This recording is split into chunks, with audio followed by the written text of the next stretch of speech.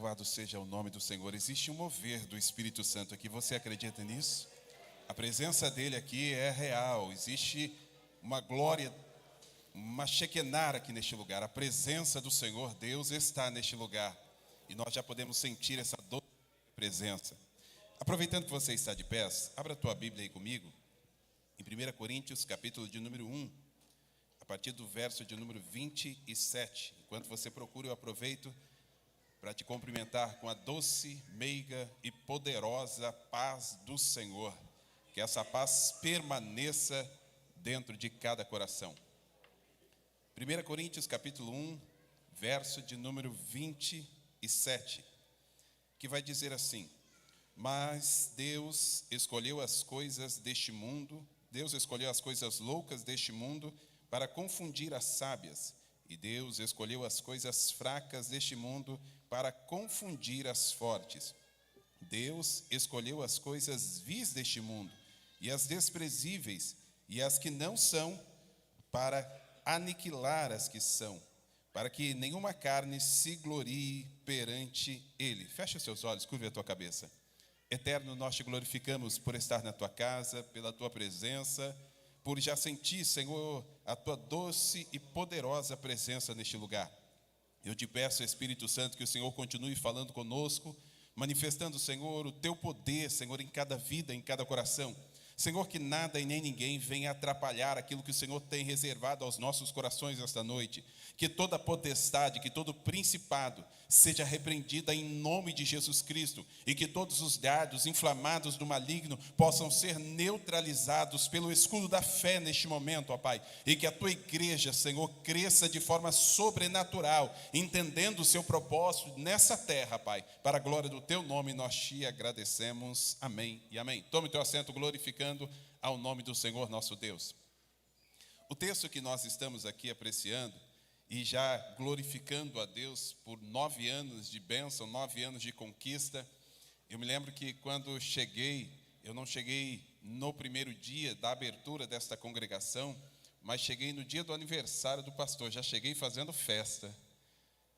E há 9 anos atrás, e naquele dia eu cheguei para cultuar a Deus, para glorificar a Ele, para exaltar ao Senhor, e para se ajuntar aos meus irmãos num fôlego de glória a Deus e aleluia. E o pastor já me conhecia de algum tempo, me viu ali na nave da igreja. Eu me lembro exatamente desse dia. Ele chamou o Wellington, diácono Wellington, e disse: vai lá, fala para o pastor Juliano que ele vai trazer a palavra, vê se ele está em condições. E ele chegou em mim, naquele momento, eu ali na nave da igreja, ele disse: pastor, o pastor Ricardo disse que o senhor vai trazer a palavra. Eu falei: amém, glória a Deus, pode deixar que o Senhor Deus está na casa e Ele vai continuar usando. Por quê? Porque o Senhor é bom, pastor? Porque o Senhor tem palavra? Porque o Senhor sabe pregar? Não. É porque aquele que manda todas as coisas, é Ele quem usa, é Ele quem fala, é Ele quem opera. E operando Ele não existe nada e nem ninguém que possa impedir. Deus usa uma criança, Ele usa um adolescente, Ele usa um velho, Ele usa quem Ele quer, porque a palavra não é nossa. A unção não é nossa, a ousadia não é nossa. Nada que nós temos é nosso, tudo que nós temos é dele. Por isso que por Ele, para Ele, por Ele, são todas as coisas. E o Senhor, Ele continua usando, Ele continua operando milagres, Ele continua fazendo proezas e prodígios. E o texto que Paulo vai escrever aqui à igreja de Corinto, ele vai dizer: olha, porque Deus, Ele não escolhe aqueles que dizem que são sábios, Ele não escolhe aqueles que se dizem que estão capacitados, Ele não escolhe aqueles que pensam que têm, não escolhe aquelas pessoas que batem no peito e dizem: eu posso, eu faço, eu aconteço. Ele não escolhe essas pessoas. E escute o que eu vou te dizer: todas as vezes que nós pensamos que temos, o Senhor dá um jeito de tirar aquilo que temos, para nós entendermos que nós não podemos nada, e que toda a honra vem dEle e toda a glória vem dEle.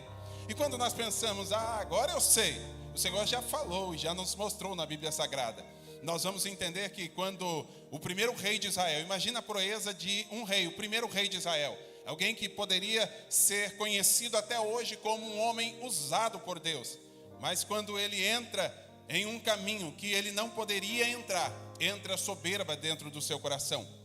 E ele já começa a pensar: eu sou homem de guerra, eu posso guerrear, eu posso e aconteço, eu faço e aconteço.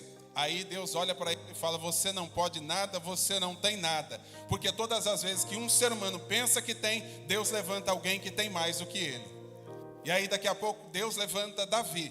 Aí Saul olha aquela situação e fala: eu sei guerrear, sou homem de guerra. Aí Deus levanta um que é homem de guerra e que sabe tocar. Aí quando alguém pensa que já é homem de guerra e sabe tocar, Deus sempre levanta um outro. Eu sei pregar, eu sei cantar. Deus levanta alguém que sabe profetizar também. Aí quando alguém pensa: eu sei cantar, eu sei tocar, eu sei pregar, eu sei profetizar, Deus sempre vai levantar alguém que pode mais, porque a honra não é sua, a honra é dele. E o texto que nós lemos, Deus fala que ele levanta aquelas pessoas que não são. Para quê, pastor? Para confundir aqueles que são. Deus sempre levanta aqueles que ninguém dá nada. Para quê, pastor? Para entender que o poder vem dele, o poder vem do alto. Não é na força do nosso braço, não é na nossa capacidade, não é na nossa sabedoria, na nossa inteligência. Tudo vem dele. E aí, o texto e o tema que Deus colocou no meu coração é esse que nós acabamos de ler. E a mensagem é essa: Deus chama os improváveis. Deus, em toda a história da humanidade, Ele nunca contou com aqueles que já eram bons o suficientes. Ele nunca contou com aqueles que já podiam todas as coisas. Deus sempre chamou improváveis. E o que é improvável? Improvável é aquele que realmente ele pensa que vai acontecer alguma coisa, mas não tem probabilidade alguma de acontecer. Quando nós pensamos que vai acontecer alguma coisa ou que nós podemos fazer alguma coisa, Deus levanta alguém para que nós possamos entender que Deus não trabalha com nada que nós pensamos ou agimos. Ele sempre vai de contramão daquilo que nós pensamos. Obrigado. E aí o Senhor, Ele plantou essa palavra no meu coração. Deus chama os improváveis. E Ele vai chamando os improváveis. E o primeiro improvável que eu quero falar aqui está lá em João capítulo 4. Eu não vou ler não, mas você conhece o texto sagrado, porque você é um assíduo da escola bíblica dominical. Diga amém. E aí eu ganho tempo. E aí nós vamos entender que Jesus está passando por Samaria, e a Bíblia vai dizer que era necessário ele passar por Samaria. Quando ele passa por Samaria, ele para no poço de Jacó. E aí os discípulos vão à cidade buscar comida, porque eles ainda não haviam. E Jesus fica ali, porque ele tinha um encontro marcado. Daqui a pouco aparece uma mulher para buscar água. Quando essa mulher vai buscar água, Jesus olha e fala para ela: me dá um pouco de água aí. E aí daqui a pouco ela começa a indagar: que o Senhor, sendo judeu, vem falar comigo que sou samaritana? Você não sabe que os judeus não se dão com os samaritanos? Como é que o Senhor vem me pedindo água? Mulher, se tu soubesse quem está te pedindo água, você que me pediria água, e eu te daria água viva, que jorraria para a vida eterna. Mas o Senhor não tem um balde aí, não tem nada. E o poço é fundo.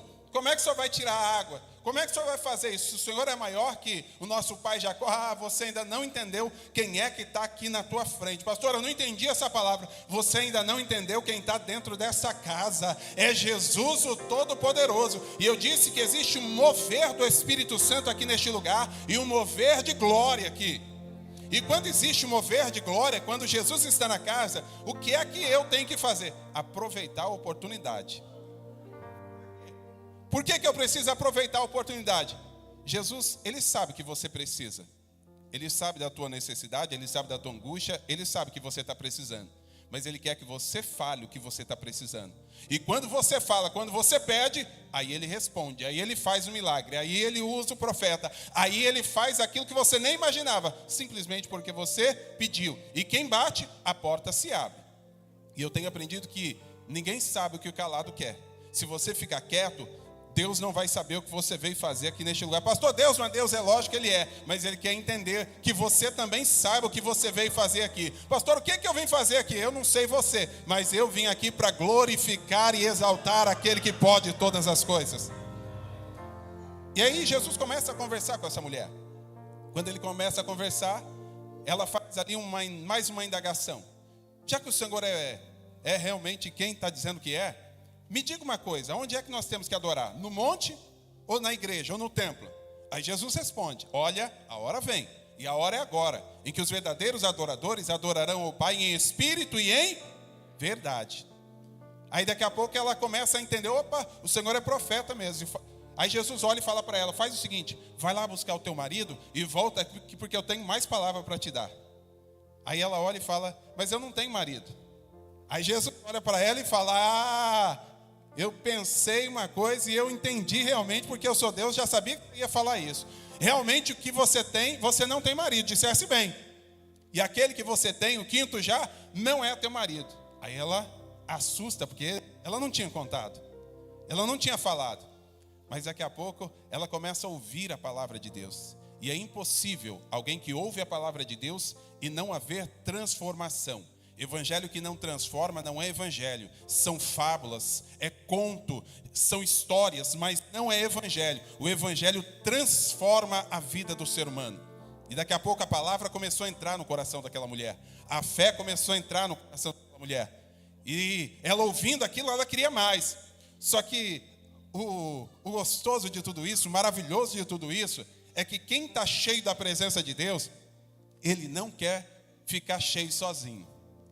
Quem está cheio, quem diz que está cheio e quer ficar cheio sozinho, você está cheio de si mesmo, mas você não está cheio de Deus. Porque é impossível alguém que está cheio de Deus não querer transmitir aquilo que está dentro dele. É impossível alguém que está cheio de Deus não querer compartilhar com alguém. É porque eu sou tímido, é porque eu não sei falar. É porque... Fica tranquilo, porque Deus, ele chama improváveis. Aí daqui a pouco, essa mulher, ela começa a entender o que Deus tinha para ela. E ela começa a fazer o quê? Evangelizar. Ela começa a fazer missões. E ela vai chamando todo mundo daquele lugar. Eu conheci um profeta, um homem de Deus. Eu conheci Messias. Vamos lá, vamos lá. Daqui a pouco encheu o lugar onde Jesus estava. Por quê? Porque alguém se levantou e começou a fazer o que tinha que fazer. Missões. E eu preciso pregar o evangelho. Pastor, eu não sei falar. Prega o evangelho. Pastor, eu não sei fazer nada. Pregue o evangelho. Se necessário, use palavras, mas pregue o evangelho. Pastor, como é que eu prego o evangelho? Vivendo o evangelho todos os dias da sua vida. E ela começa a pregar a palavra do Senhor. Alguém que, olhando para o contexto social, ela não tinha capacidade alguma de falar de Jesus. Ela não tinha capacidade alguma de dizer que Jesus estava ali naquele lugar, que o Messias estava ali. Por quê? Porque olha o contexto social que essa mulher se encontrava. Já tinha passado por 5 homens, 5 maridos. E aquele que estava com ela, nem dela não era. Eu não sei qual era a situação que ela estava, mas não era o marido dela, mas ela estava com aquele homem. Olha o contexto social. Era improvável essa mulher pregar o evangelho. Era improvável essa mulher anunciar o evangelho. Mas Deus, ele não está preocupado. Escute bem o que eu vou te dizer. E aí eu preciso até de você nesse momento. Não é dessa casa e nem meu, mas me ajude aqui nesse momento. Olhe para essa pessoa que está do seu lado aí. Você vai me ajudar aí a pregar. Você vai dizer para ela da seguinte forma: Deus não está preocupado com o seu passado. Vou dizer de novo. Deus não está preocupado com o seu passado. Pastor, por quê? Porque ele já conhece o teu futuro. Eu vou dizer de novo, porque talvez você não entendeu. Ele conhece o teu futuro. Pastor, qual é o meu futuro? Deus limpará de seus olhos toda lágrima, e lá não haverá mais morte, nem choro, nem pranto, nem dor, nem clamor, porque já as primeiras coisas são passadas. Ele já conhece o teu futuro. Ele já conhecia o futuro daquela mulher. Alguém olha no contexto social para você e fala: você não tem capacidade alguma para fazer o que você precisa fazer. Você não pode fazer isso. Quantas vezes nós ouvimos pessoas que dizem para nós: olha a tua situação, olha a tua vida conjugal, como é que está. Talvez você está até separado, como é que Deus vai te usar desse jeito? Como é que Deus vai fazer alguma coisa na tua vida? Não tem como acontecer nada, sabe por quê? O ser humano, ele sempre vai trabalhar com probabilidade. Ele vai trabalhar por vista. Opa, eu estou vendo acontecer? Deus está agindo. Eu não sei se você sabia, mas o bambu chinês, ele demora pelo menos aí, no mínimo 7 anos, para começar a aparecer os primeiros fiapinhos ali de esperança. Só que durante esses 7 anos, ele vai crescendo para baixo. Ele vai criando estrutura, para depois ele crescer para cima. Sabe por que tem muita gente que para no meio do caminho? Porque ele não vê resultado. Ele não vê transformação. Ele para de orar pela família, porque ele não vê resultado. Ele para de orar pelos pais, pela esposa, pelo esposo, pelos filhos, porque parece que, venha cá, e como diz o pastor, fica aí mesmo. Quando nós começamos a orar de verdade, parece ou não parece que as coisas começam a piorar? Aí a gente começa a orar, naquele propósito, e aí você começa a acordar de madrugada, entra no relógio de oração, e aí parece que o negócio fica pior. Aí você fala, mas meu Deus, agora que eu comecei a orar mais, agora que eu me despertei mais. Sabe por quê? Porque nós trabalhamos com probabilidade. Nós trabalhamos por vista. Eu digo nós, o ser humano. Mas nós não somos dessa terra. Nós somos celestiais. E a Bíblia vai dizer, se eu esperar alguma coisa de Deus apenas nessa terra, eu seria o mais miserável dentre os homens. E o justo viverá pela... O Senhor, ele não trabalha com probabilidade. E ele não precisa de nada para fazer tudo acontecer. Eu não sei se você sabia, mas o teu milagre já está aí na tua mão. Eu vou dizer de novo. O teu milagre já está na tua mão. E você ainda não percebeu. O teu milagre já está aí. E nós vamos ver na história. Abraão sobe o monte com o seu filho Isaque. O cordeiro não estava na mão dele. Na probabilidade. O cordeiro não estava em nenhum lugar. Na probabilidade. Mas estava escondido. O teu milagre está guardadinho para você. O teu milagre está guardadinho. Pastor, quando é que eu vou ver? Fica tranquilo. É só você não parar no meio do caminho que você vai ver. Continua até o final. Aí Abraão olha para o lado. O que tem do lado? O milagre. Moisés, o povo começa a ficar desesperado. Ele não vê perspectiva alguma de ter resultado. Muito pelo contrário. Estava tudo piorando. Porque além do mar vermelho estar à frente, as rochas, montanhas estarão ao seu lado. Agora Faraó está vindo atrás. E o que aconteceu? O milagre já estava na mão dele. Moisés, o que tem na tua mão? E aí eu te pergunto essa noite, como profeta de Deus, o que é que tem na tua mão? Pastor, não tem nada. Olha direito. Tem fé aí? Pastor, está pequenininha. Não precisa de uma fé muito grande para agir, não. Por quê? Porque a fé vem dele. Tudo vem dele. O segredo é não parar, é não desistir. E vamos adiante. A primeira mulher que eu encontro aqui, a primeira pessoa improvável, era essa mulher. Ela não tinha probabilidade alguma de pregar o evangelho, de mudar a situação. Mas ela mudou a situação daquele vilarejo, daquela cidade, simplesmente porque ela ouviu a palavra de Deus. E é por isso que eu preciso ouvir a palavra de Deus. Porque a fé, ela é acrescentada quando eu ouço a palavra de Deus. Por isso que a Bíblia vai dizer no Salmo 1, bem-aventurado é o varão que não anda segundo o conselho dos ímpios, nem se detém no caminho dos pecadores, antes tem o seu prazer na lei do Senhor, e na sua lei medita de dia e de noite. Josué, ele assume ali a liderança, Deus olha e fala para ele, assim como eu fui com Moisés, eu vou ser com você. Mas o segredo vai estar em você meditar na palavra. Tudo que nós temos, a bússola que vai nos levar para a conquista, para a vitória, para o céu de glória, é a palavra. E as pessoas estão esquecendo de meditar na palavra. E elas estão buscando artifícios, estão buscando, algumas pessoas olham e falam, como é que vai ser meu dia hoje? Como é que vai ser aí? O que vai acontecer hoje? Deixa eu ver aqui. E aí o que ela fala? Deixa eu ver meu horóscopo aqui. Deixa eu ver aqui, eu sou ascendente disso, daquilo. Meu irmão, você é crente, ser ascendente é do céu. Você tem que meditar na palavra. O que a palavra diz? Deixa eu ver como é que vai ser meu dia. Opa, está dizendo aqui que aonde eu colocar a planta dos meus pés vai ser abençoado. Então não é o lugar que vai me abençoar, sou eu que vou abençoar o lugar. Sou eu que vou chegar lá no trabalho, está todo mundo atribulado, mas eu vou chegar lá com paz no meu coração. Eu preciso entender que Deus, ele não trabalha com probabilidade. Segundo, nós vamos escutar e ver a história de uma mulher em Ruth mesmo, no livro de Ruth. Olha só o contexto da história. essa mulher, ela casa-se. E a sua nora, chamada Noemi, agora ela perde o marido, perde os 2 filhos, ou seja, o marido de Ruth, e eles morrem. Pela lei, ela podia ir embora. E Ruth, ela escuta de Noemi: eu não tenho mais probabilidade de te dar filho. Não tem como acontecer mais nada. Faz o seguinte, vai embora. Eu te libero, pode ir embora. Pode ir, vai embora. Não vai acontecer nada. Aí ela fala: não posso ir, porque agora o teu Deus é o meu Deus. Aonde tu pousares, eu também vou pousar. Aonde você ir, eu também vou ir. Eu não vou fugir daqui agora. Sabe por quê? As pessoas, elas sabem muito bem louvar a Deus, mas elas não conhecem ainda o que é adoração. Porque quando está tudo bem, a gente chega na igreja com vontade de louvar, de adorar, de glorificar, de dizer glória a Deus, aleluia. A gente pega e fala: eu não vou sair daqui. Escute o que eu vou te dizer. Quem é que aqui quer ir para o céu? Quer ir? Você que está aí nos assistindo, quer ir para o céu?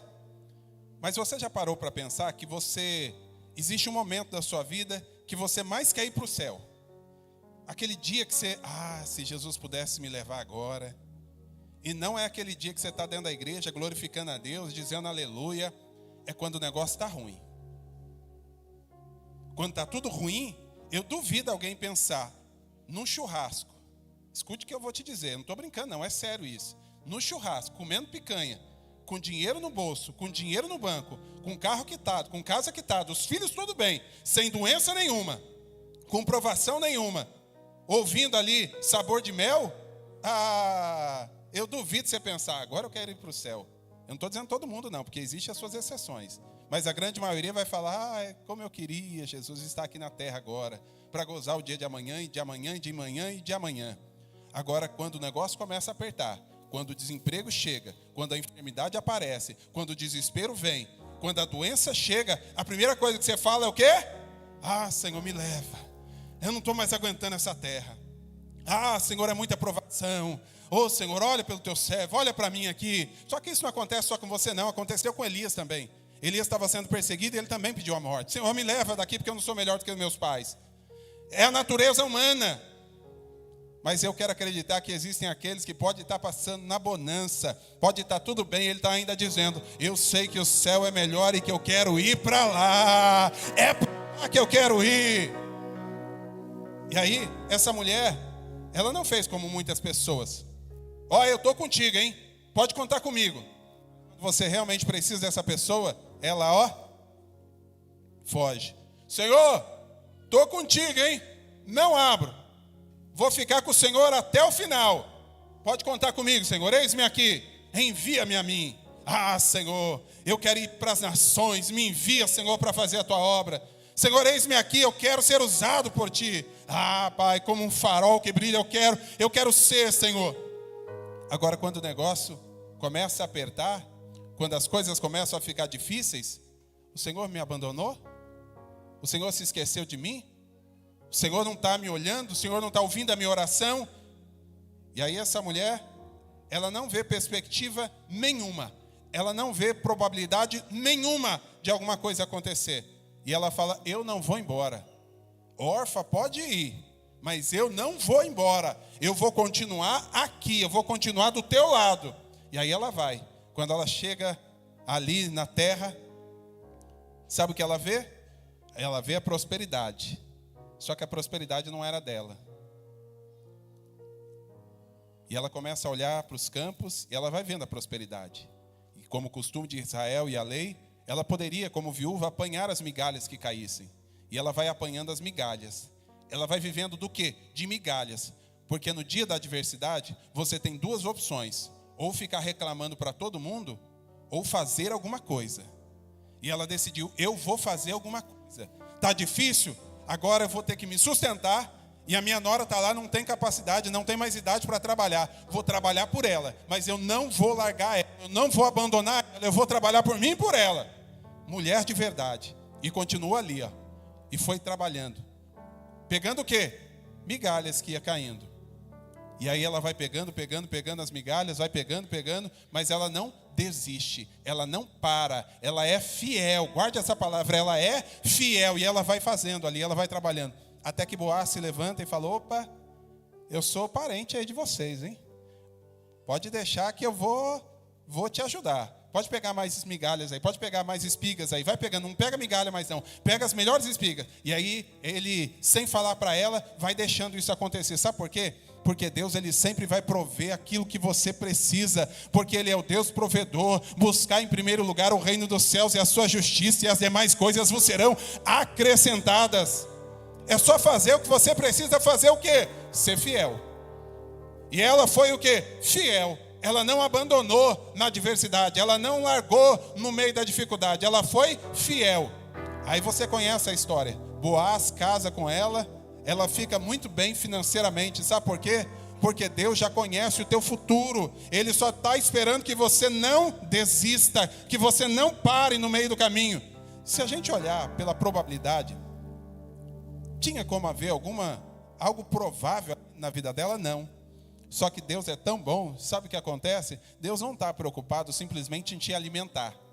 Ele não está preocupado simplesmente em te dar uma casa, em te dar um casamento. Ele não está preocupado, ele está preocupado, sabe com o quê? Que você faça parte da história daqueles que servem a Ele. Eu vou dizer de novo, Deus está preocupado que você faça parte da história daqueles que servem a Ele.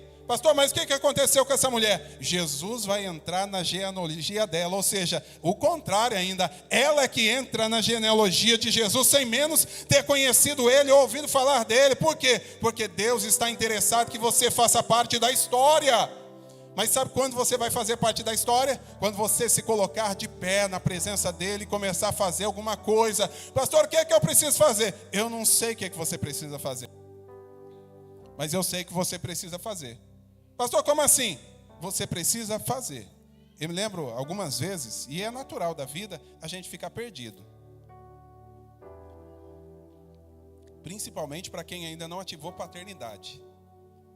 E aí eu me lembro de algumas vezes que eu estava perdido, mas me lembro de pelo menos uma específica que eu estava perdido, sem saber o que fazer. Sem saber qual é o próximo passo a tomar. E aí eu fui perguntar ao meu pai, pastor da igreja. Pastor, o que eu faço? Pastor também não é Deus.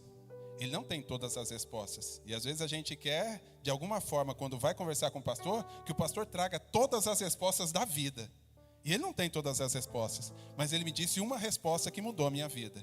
Ele falou: filho, quando você não souber mais o que fazer, para onde ir, continua caminhando. Eu vou dizer de novo, está perdido? Não sabe o que fazer? Está querendo parar? Não para não, continua caminhando, porque nós não somos aqueles que retrocedem, mas nós somos aqueles que avançam para o alvo. Nós temos que caminhar, meu irmão. Pastor, mas está difícil. Continua caminhando. Pastor, eu não aguento mais, eu não estou vendo perspectiva nenhuma. Continua caminhando. Pastor, mas eu não estou vendo milagre. Continua caminhando, não desista. Este é o segredo. Quantas pessoas pararam no meio do caminho? E aí eu vou te dizer um negócio que pode até te assustar. E você conhece alguém que tem menos capacidade que você. Alguém que tem menos condições do que você. Alguém que tem menos intelecto que você. Alguém que tem menos sabedoria que você, mas está melhor do que você. Você conhece, pelo menos um. Pastor, por que isso acontece? Porque essa pessoa entendeu uma coisa. O quê? Ela não pode parar. E a vitória não é dos mais fortes.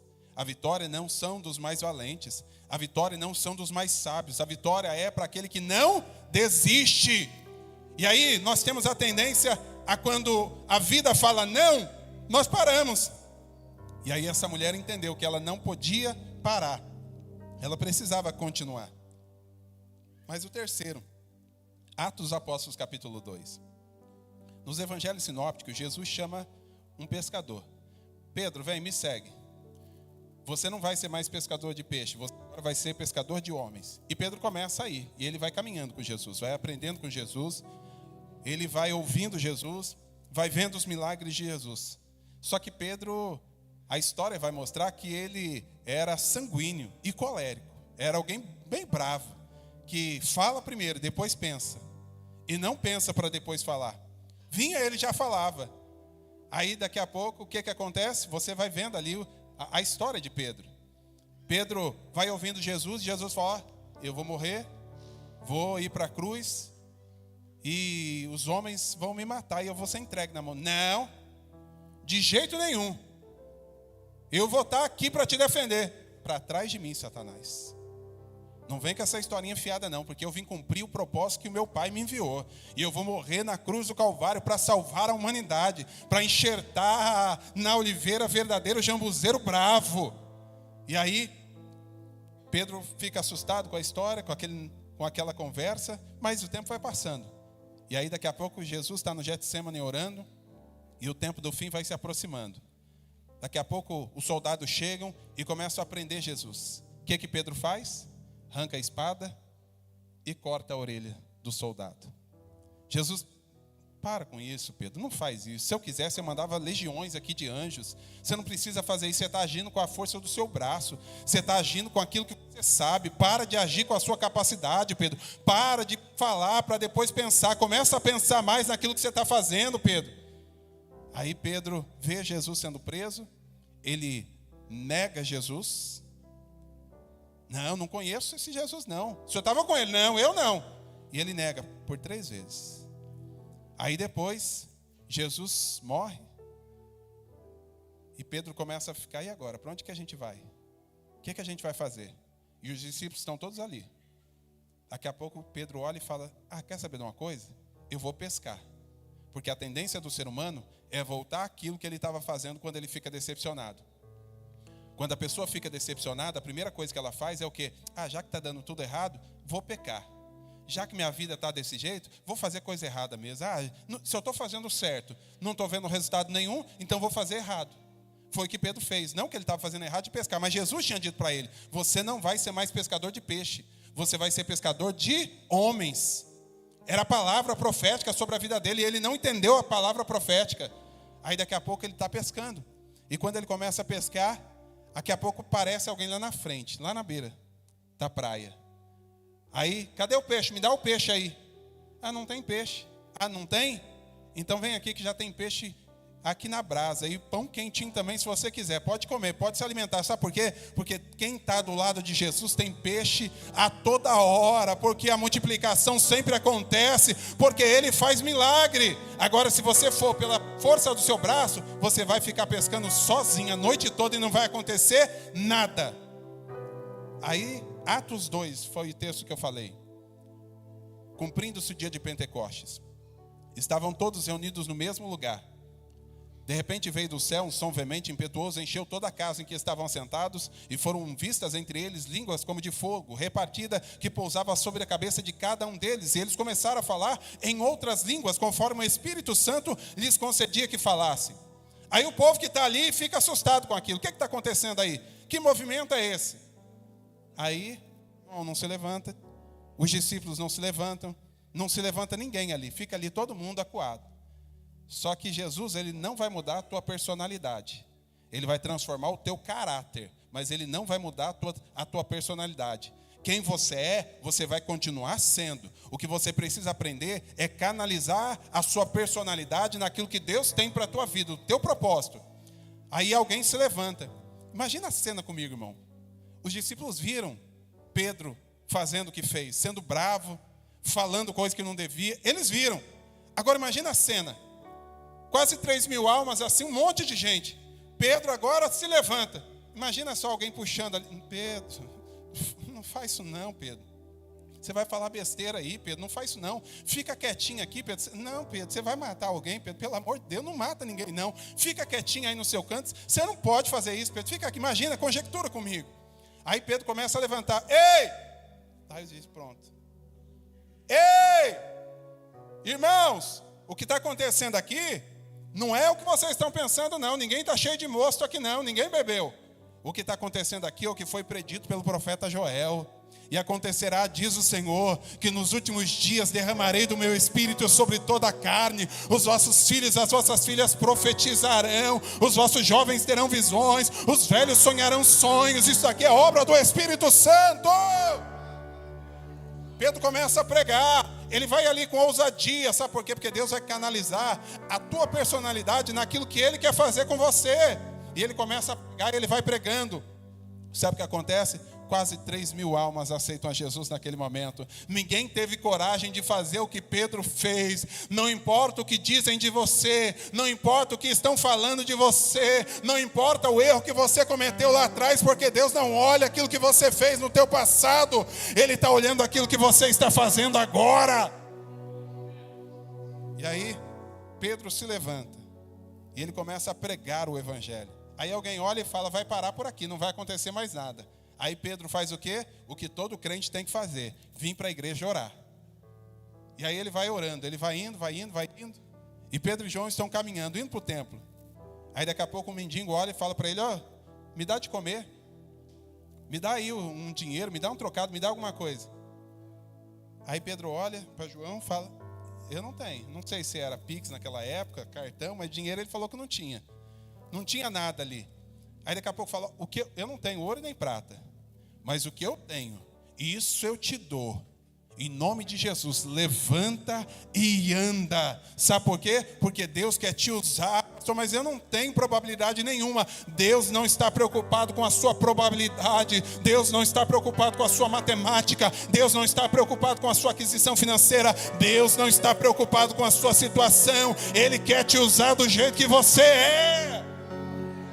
Ele vai te encher do Espírito Santo, Ele vai te capacitar, Ele vai te erguer, Ele vai fazer morada em você e você vai ser usado por Ele. E aí Pedro se levanta e ele começa a fazer a obra de Deus, começa a fazer aquilo que Deus tinha para ele.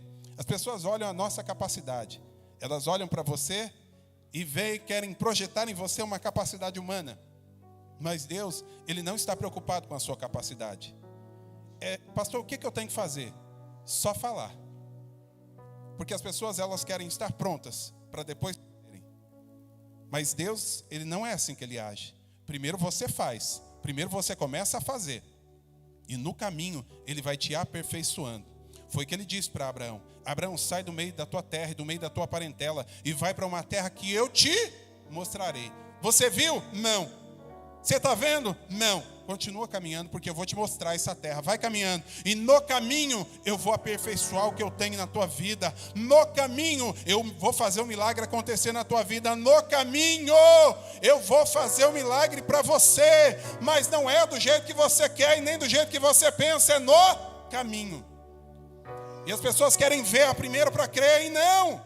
Você primeiro crê e depois você vê. As pessoas, elas querem ter e ficam no detrimento de ter para ser. Quando eu tiver uma família, aí eu vou ser feliz. Quando eu tiver uma casa e não pagar mais aluguel, aí eu vou ser feliz. Quando eu tiver um carro, aí eu vou ser feliz. Quando eu começar a ir para o ministério e ser presbítero, evangelista, pastor, aí eu vou começar a fazer a obra de Deus. Quando eu me aposentar, aí eu vou fazer a obra de Deus. Meu irmão, você está esperando ter para ser, quando na verdade Deus está dizendo, primeiro você é, depois você tem. Pastor, eu não entendi. Primeiro você é cheio da presença dEle, depois você começa a ser usado por Ele. Primeiro você precisa ser quem você é.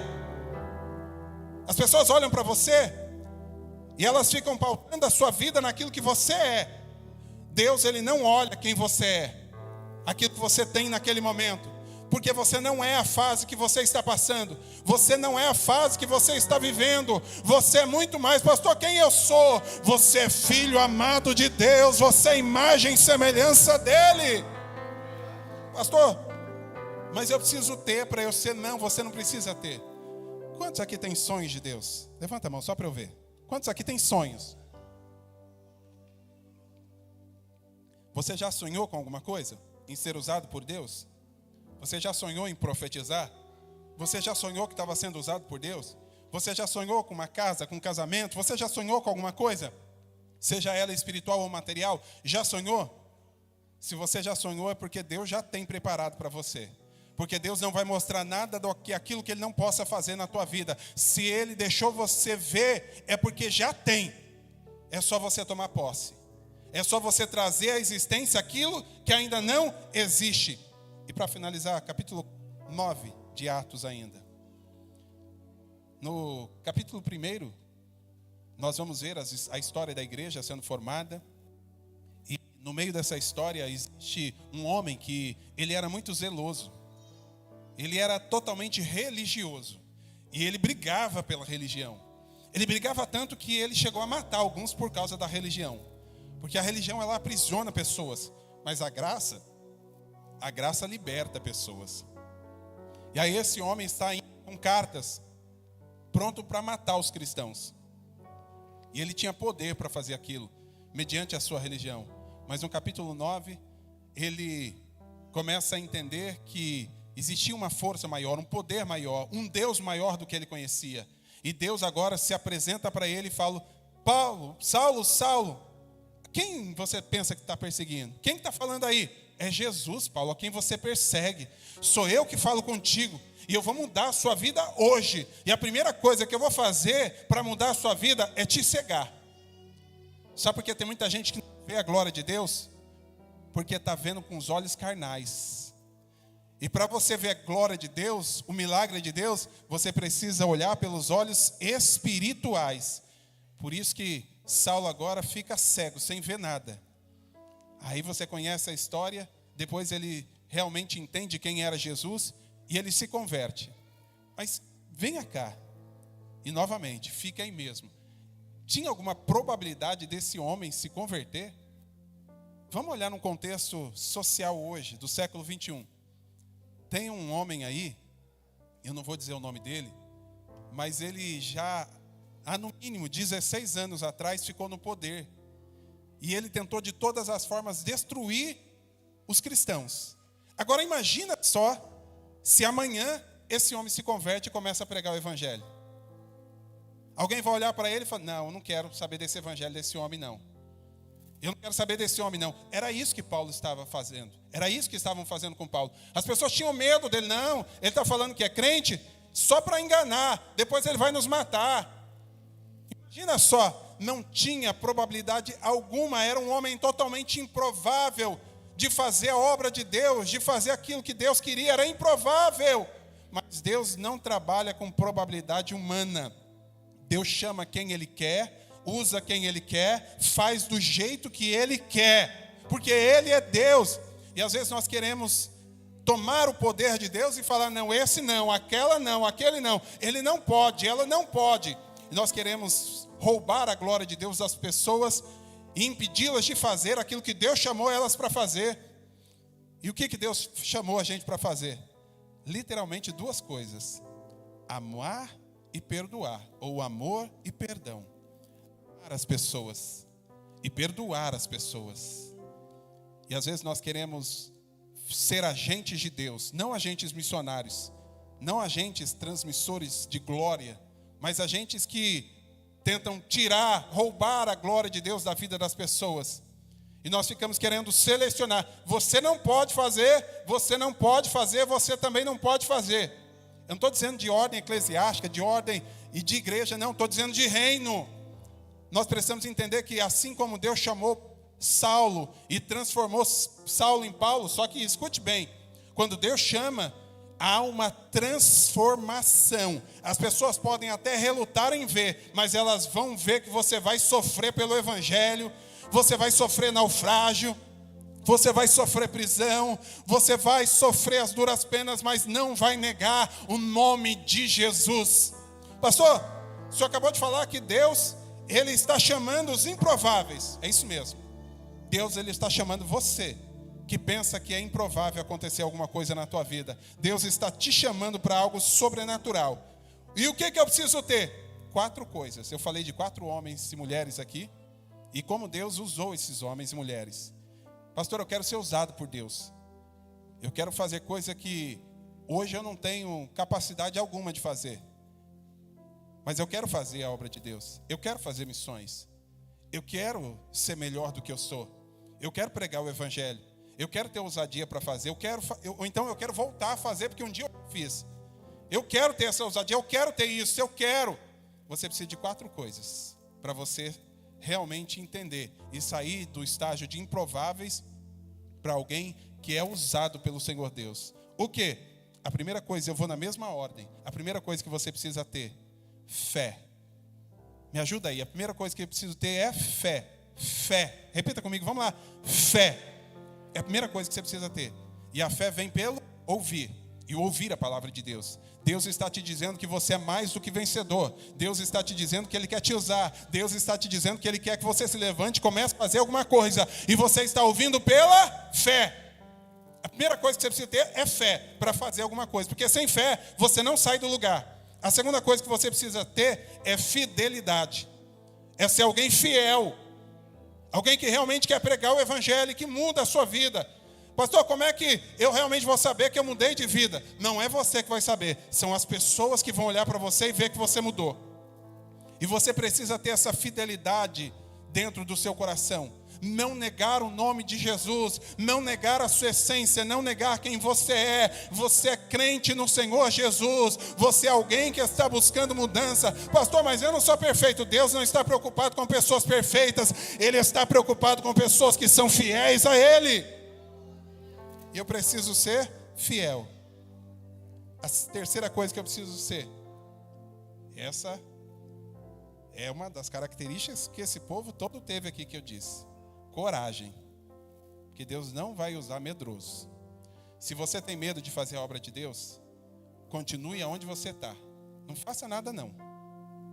Por quê? Porque você tem medo. E medo não foi feito para fugir. Medo foi feito para enfrentar. Eu conversando essa tarde com o presbítero Eric, falando para ele que me lembrei de algo que aconteceu. Já fiz isso algumas vezes. Eu não estou aconselhando ninguém a fazer isso não, tá? Mas foi o que eu já fiz. Eu me lembro que eu entrei numa rua evangelizando, num lugar bem perigoso aqui da nossa cidade, e evangelizando ali, a dona ali daquele lugar, só para você entender, um lugar onde se vende coisas ilícitas. E aí, ela falou, entra na minha casa aqui e vem orar por todo mundo aqui. E aí eu entrei junto com uma equipe naquele lugar, e aí armas entrando, drogas saindo, e aquele movimento estranho ali, e o povo que estava do meu lado começou a ficar com medo, e é natural, eu também. Mas eu falei, eu vou ter coragem aqui. Ela olhou e falou para mim assim, pode orar aqui, abençoa minha casa, porque eu sei que a oração do crente, ela tem poder. Eu sei que Deus pode fazer um milagre aqui. Não fica preocupado, porque ninguém vai tocar a mão em vocês aqui não. Ninguém vai fazer nada. Pode fazer o que vocês vieram fazer. Abrimos a Bíblia, cantamos, louvamos a Deus, pregamos a palavra, oramos naquele lugar. Pastor, o que é que aconteceu? Eu não sei. E não é a minha função saber o que aconteceu. A minha função é ter coragem. E as pessoas estão perdendo essa coragem, estão com medo. Medo de se levantar. Ah, mas e se der errado? E se eu não for capaz? Você não é capaz, mas Deus vai te capacitar. Você precisa ter coragem.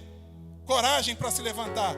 Quarto e último, você precisa ter zelo. E quando eu falo de zelo de Paulo, eu falo de amor. Você precisa ser apaixonado pelo evangelho. Você precisa ser apaixonado pelo reino dos céus. Você precisa ser apaixonado por aquilo que Deus te chamou para fazer. Deus está dizendo, desperta tu que dormes.